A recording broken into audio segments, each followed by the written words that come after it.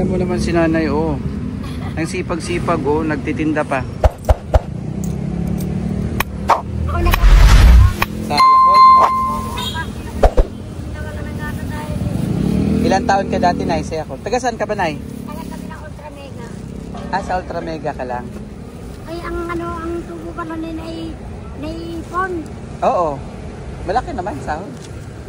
Eh, alam mo namang agad-agad ako. Tingnan mo si nanay. Ilan taon ka na, Nay? Magsa-72 lang. 72. Tingnan mo naman si nanay, nagsusumikap.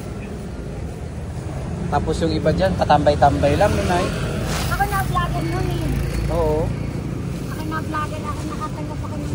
Kaya lang wala nang gana yung vlogger.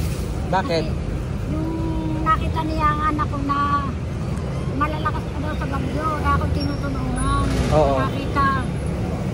Ay, ganun? Na-vlogger ako, sabi ko ng vlogger. May mga anak ka, Nay?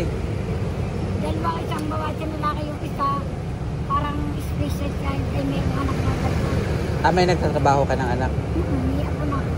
Ah, oo. Yung anak ng lalaki, nagtatrabaho, may anak na dalawa. Ah, mabuti.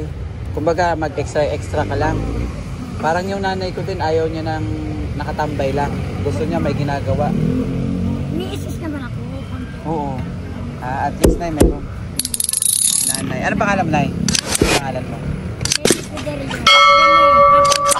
Ah, Rene Tiberio. Si nanay. Dito lang po si nanay, oh. Mag-ingat ka lang lagi, oh. Kakuntingan dala ko, dahil baka kabulin na ako ng tayo. Ah, oo. Oh, ingat ka lagi, ah. Huwag ka lagi sa patawid-tawid. Gilid ka lang. Ah, ingat ka, Nay. Bye-bye. Ang sarap guys ng ano ni nanay, oh. Yung tawag nito, ice candy. Ang sarap. Yan yun naman siya, guys. Pag napadaan kayo dyan, oh. Dito lang lagi si nanay nagtitinda sa may La Huerta. Sarap nung kanya ng sarap. Promise.